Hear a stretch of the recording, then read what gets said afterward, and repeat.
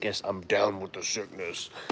But I am in the shop. I wanted to shoot a video. I've been letting these lives upload, so there'll be a little bit of talking while no one's in here. But I wanted to make a video today before I hop on a plane and head off to Finland, but I didn't want to rush anything because there is some killer content with this Mack and our white superpower truck and some other trucks here in the shop to make, and I didn't want to rush that. I'd rather wait till I got back in town and make some really cool content whenever I'm back in town. So hopefully some people get in here and start watching because YouTube's doing some weird stuff. And hopefully I have the settings correct. And there we go. So someone is watching. Okay. So our Mack truck, guys. This thing is sick, right? I've been looking around doing some digging on this truck, and apparently this is a pretty rare spec truck, right? I mean, look at this thing. It's just, can you imagine having this thing back in the day and it was your truck? You're like the king of the road, right? I mean, this is an oil field truck, and this rear section back here is actually a pretty special thing. For those of you just joining the chat, I'm getting ready to fly to Finland for about 10 days, 10, 11 days. So I wanted to get some cool stuff up on here on the channel. Alive, that being that, you know, whatever. But so the Mack is a B-61, whatever it says on the side of the hood there. Yep, a B-61. Dude, this patina is sick. I'm not going to paint this thing. I think what I'm going to do is get it running, sand it down, and do some like Poppy's patina on it. And kind of keep it around here, around the shop and stuff, do some really cool stuff with it. But dude, look at those suspension spring pack. Isn't that just insane? Like, how much weight were they really pulling with this thing back in the day to have like a spring pack of that size, which is mind-blowing to me. But you know, I think just the Mack trucks, they're definitely not what they used to be. Nowadays, obviously, they're kind of turds, but let's be real. I think Mack, whenever they sold out, I don't know the whole history of all that good stuff, but when they sold out, things changed, and they're not what they used to be. But so the back here, this truck originally had a winch mounted up there, right? And that winch was chain driven, okay? And by it being chain driven, you can see the sprocket down there, right? This thing would have had, that's why the cage is here on the back of the truck to protect it. Whenever it got to the oil field, it would pick up trucks that trailers that had a no landing gear on it. So they'd back it up, pull the hook down here, hook the hook to the trailer, pick it up, pull it up over this roller bar right here that currently doesn't roll anymore, and pull it up onto the fifth wheel, and then that's how they'd pull them down the road. And, you know, kind of get going. So that's what that whole system is on the back there. It was definitely an oil field truck. They would have had a spare tire right here, probably because some of the places it was driving into was like incredible, you know, way off in the boonies. But it's kind of getting dark in here now. Kind of weird. The transmission in it is a 20-speed quadruplex transmission. Maybe I can show you guys up there the shift pattern and stuff. Pretty unique stuff up there. But that rear back there and the front bumper would have been made so it could be pulled or pushed and stuff like that by a bulldozer or whatever is really in the weeds. So they probably did this, I'm assuming, kind of like what we did, so you could hook straps. But I can feel where like chains have been into that metal when it's being pulled on. And I'm assuming that maybe a chain or strap let go and caught this cage here. But this truck is really, really sick. I don't know if we should leave this dent. What do you guys know? Should we leave this dent or try to knock it out? I think it could be knocked out pretty easily with some heat, but the problem is if we heat it, it's going to mess up the patina of the truck. So I'm kind of thinking that I'm just going to leave it. I'm not, for everyone joining, I'm not going to start the truck up right now. I'm going to wait till I get back in town from my trip, just because I want to make a really cool, sick video on checking everything. We're going to check the fluids in it, you know, make sure that this thing is 100% before I just go cranking on it, because they could run away and then blow up. You know, it could go really bad really quick, and we don't want that to happen. The fuel tanks still had fuel in them, I believe. Let me go get a Yeah, I think there's fuel down in there. Let me go get a flashlight, right? Because I kind of like doing these lives because you guys get to see like every aspect of the shop, all the junk on the table. Because sometimes Ryan and Lake, they make a mess. I make a mess and we don't clean it up. And Lake's Jeep, looks like he's got a caliper on that thing. Of course, I don't know why I put a caliper on it because the wheel bearings are like, oh, maybe that side's got good wheel bearings in it. All right, I'm getting distracted. Let's find I know where a light is. It's over here in the side of the tow truck. The tow truck, a lot of people asked why we didn't get our fenders put on. Well, I have the fenders here from 4-State Trucks, but the brackets I got, I ordered some kind of like a heavier duty bracket, and they did not fit correctly. So I was like, well, screw it. We're not going to put them on this rip. Oh, I thought there was a light in here. I'm getting distracted. I think there's one on this side. But we are going to have fenders on it before I go out and use it, and a headache rack. All that stuff will be showing up while I'm out of town. Okay, well, I don't know where the light is at. But anyhow, I'm pretty positive I saw fuel in these fuel tanks. So whenever we do decide to start it up, it should just cheech, I would assume, and fire right up. The engine's not locked up. Something really unique about this thing, right, is the grill. So underneath this butterfly hood, this grill has an actuator, whether it works or not anymore, to close for cold weather, I would assume. I'm getting parched from yakking so much to you guys. Let me read some comments. Yes, I will be out in Finland. I see a lot of people commenting in different languages and stuff. I guess it is kind of nighttime in Finland and in Sweden right now. So we got a lot of European viewers right now. But this is a lot of people talking about the transmission. So it is a twin stick, but it is a single transmission down there. There's not two transmissions stacked to make a twin stick. It's just got one transmission, which is pretty unique. And what's really crazy unique, right, is this thing is a triple frame, right? So you got a frame there, right there, and right there. So you got 3 frames stacked together to make this one whole unit work. And I would assume they did that because maybe the metal process back then, they couldn't make just a double heavy frame, so they made triple. So this is like, I would assume, like the heaviest of a heavy haul truck you could get back in the day. I don't know. I'm not too sure on this here unit, but nonetheless, it is a really, really cool truck. What else can I update you guys on? So here are the fenders. There's 2 in a box over there. There's 2 right here. And these mounts that I got to go on the, let's see, to go on the black truck here, right? They're going to mount on here, but they have this triangular thing here, and so they won't go in here perfectly like they want because they're supposed to go like against the frame, and it's just not going to work. So kind of sucks, but it is what it is, I guess. So I ordered a different style mounting bracket so we can make them work. We've got a race car in the shop right now. This belongs to Robert Fitzgerald, my partner. He said that he bought this car, another one. He was racing, and this was the backup. It's brand new. It's never been raced, so it's for sale. If you guys know anyone that wants a really sick car, the battery's dead, or I'd fire it up. I think it's got a 488 small block in it. It is insane.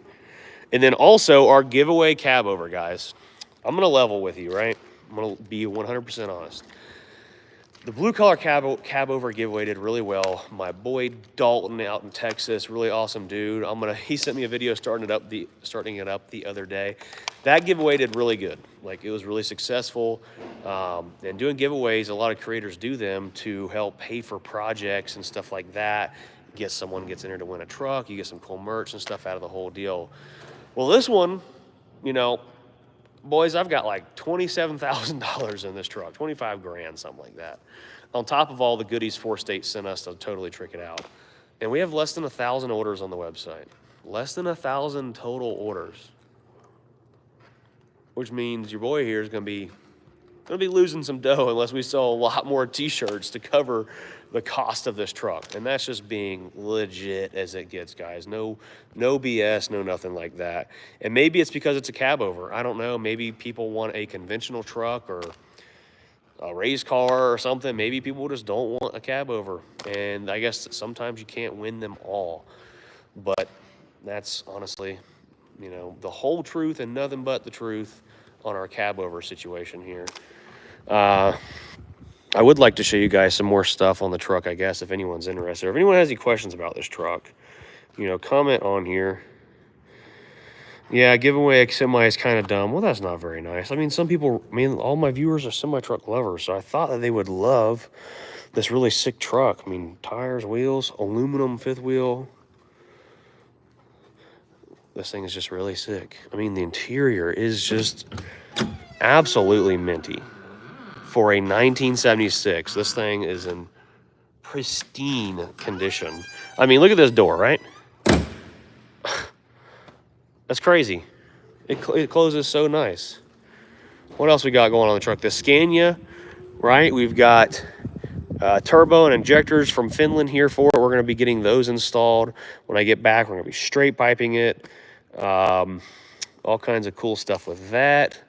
Lake's Jeep over here. He's been working on it. He started pulling the hub apart and found that the bearings were completely gone. And that thing looks to be in pretty rough shape. Yeah. Yeah, it's in rough shape. The rotator is down here in another shop. This is a 386 Peterbilt I bought. We've been parting out, sold everything. But what you see left, oh, I guess I can show you guys. So Brutus is back, right? We've got a heavy haul light bar up there on the top of it. I have my buddy JJ and his son come out. They installed this fender on here. That thing looks freaking sick. This truck is 100% ready to rip. You guys don't go nowhere. I'm going to turn the lights on for you. Wait till you see this thing completely lit up. It is bonkers. We've got all kinds of lights in here. Boom, boom, bebop, beetle beep bop, boom. Yeah, I think that's pretty much it. Gotta turn the air off here. Make sure there's no radio on here. Gonna demonetize us. All right, we're down. All right, hope you guys are ready for this thing, as it is way lit. Oh, no, we can't have music in here. Dude, look at this thing.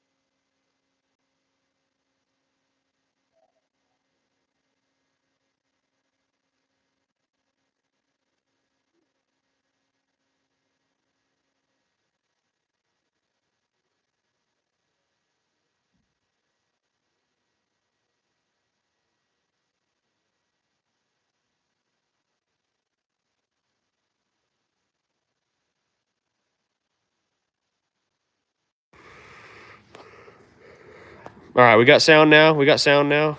Sorry, guys. We got sound. Do we have sound?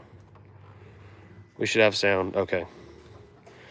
All right, what was the last thing I said so I can explain everything again? What was the last thing I said? Someone tell me. Shoot. I'm going to have to turn the truck off really quick. Boom. Okay. All right, what was the last thing I said, guys? Okay, since I got out of the truck. So we were talking about the firewire lights on the front. You guys just seen those flashing. I want to do flashing cab lights next. I want to add some lights down here. Well, all kinds of cool people. Hudson Wells, thanks again, brother. Sending all kinds of stuff in here. The fenders turned out really sick. But you guys know we painted the frame, right? And the pieces of rubber here we added so that when the gooseneck folds down to disconnect for the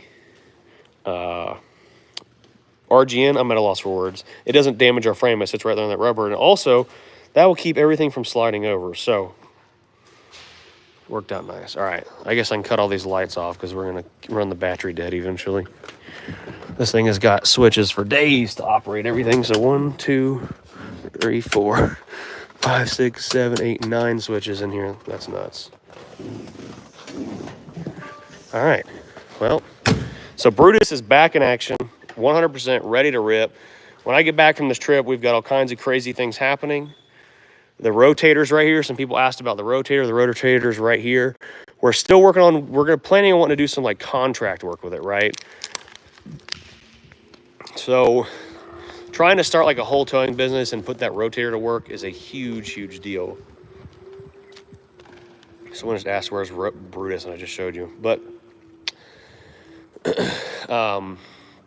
so we're going to trying to get some contract work to do with the truck to keep it busy. Someone asking about Scania. Did they fix the Scania? Yes, I'll be in Finland, brother, tomorrow. I'm excited. I'll be landing in Helsinki tomorrow at 5 p.m. And then up to Oulu to and then to Ville's shop. I'll tell you guys now, we bought another Scania in Finland. We actually bought it. Ville and I are going to be tricking it out, taking it to the Super Power Truck Show in Finland. We're going to be putting injectors, turbo, all kinds of crazy stuff in this thing. I think it's R500 or R530. Totally tricking it out, and then dynoing it and building it all next week, and then taking it to the Super Power Truck Show, doing burnouts and sled pulling with it. Then I'll be coming home. I'll be home for 2 weeks. We'll be doing the semi-casual truck show, and then after that, I'll be going back to Södertälje, Sweden, to the Scania factory for something extremely, extremely, extremely, extremely cool. But that's all I can tell you on that trip. But the Finland trip is going to be awesome.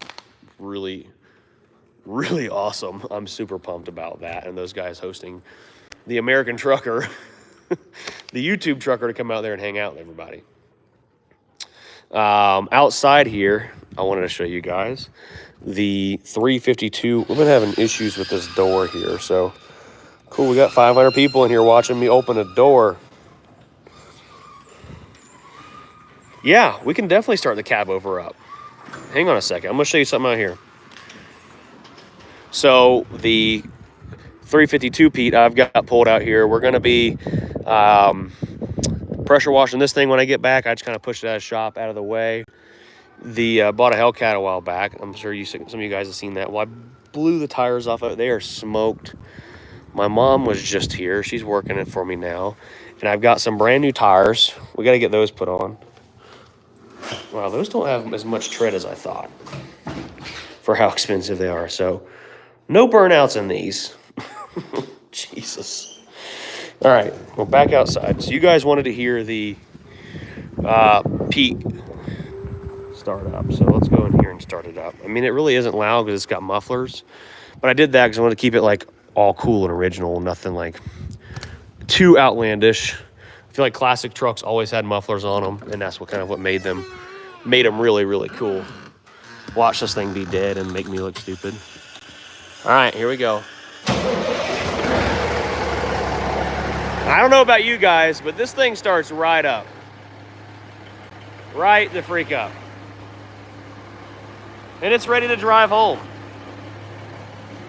So if you haven't already, advertising here, go to brucewilsonshop.com, get entered to win. Our FCR hats, FCR salvage hats are available on the website, all kinds of cool stuff.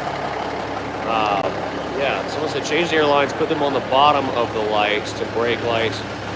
It's gonna make it a little better. I'm not sure what you're referring to, but all right, so the truck starts up and runs. You guys see that. Yeah, and what's really a bummer about this is I'll be in Finland when the giveaway ends. So the plans are to get Ryan and Lake here on a live video in front of this baby. I'll be in Finland live because it ends at 11:59 p.m. Eastern time, I believe. Maybe it's Central. And Finland's 7 hours ahead. So while these guys are sitting here at midnight waiting for this thing to end on live with you guys, I'll be in Finland at like 6 a.m. in the morning. Either I'll be up or I'll be up all night, and we'll be on live while this thing is going to be ending. The Tratter Taxi is sitting in storage right now, guys. I just put it off somewhere right now. I've thought about selling it, but I don't know. We'll see. It's sitting in storage right now. Yeah, what else we have on here? Let's read some comments real quick. I gotta get to the airport, guys. And there's this huge thing called the 127 yard sale, where it's like 90 miles of people sitting on the side of the road yard sailing, and where it's 55 mile an hour, everybody's doing like 25 or 30. So it's gonna take me an extra hour to get to the airport. It's already 2 hours away from here where I live at. Brutus, there's really nothing special about it. It's not loud. It's emissions. So I mean, there's nothing special about starting that truck up. We really don't have any non-emission trucks here or anything like that. Oh, but wait, the giveaway ends August 11th at 11:59 p.m. I did buy this W9 that does have a SDP cat in it, I believe. It is an ACERT cat. We had to get a starter for it. The starter's bad, but I'm thinking about either parting this thing out, or we're going to kind of get it a little bit roadworthy and sell it. The white Superpower here, we don't know what we're going to do with this thing yet. It may just be a yard ornament. We're definitely going to get it started up, because you guys know we start everything up. But, yeah, really cool truck. Yeah, this thing has got the big old twin turbskis on her. Big deal there, hey? The burnout truck, alive and well. The white Scania, alive and well. The red Scania, alive and well. All kinds of stuff in here, fellas and ladies. The Scania I would start up, but there's no batteries in it right now. Last time I left the battery in, it killed it. So we're going to put a kill switch. There is a battery in there, right? But it's only 12 volt, and it's not 100% right and everything like it should be. So I guess that's kind of a really good update and a quick live video here in the shop, guys. I am headed off to Finland until the 13th. Hudson Wells, thanks, man. You're awesome. And guys, like the giveaway, stuff like that, I'm not a money-hungry dude doing giveaways. I just thought this is something really cool people would like, and I have a piss load of merch I need to sell that I stocked up on. And let's be real, guys, it costs a lot of money to make these videos, and keeping videos going on top of like trying to buy and sell trucks and do all this stuff to keep everything flowing is a lot. So giveaways do help pay for making videos happen. So that's the biggest reason a lot of creators, I say a lot, like YouTube, true content creators do giveaways to help pay and make more content. Now, as far as the giveaway companies, they're strictly out there just to, do giveaways and make money. But anyhow, we will talk to you guys later. Thanks to everybody for tuning in on a Friday. Peace.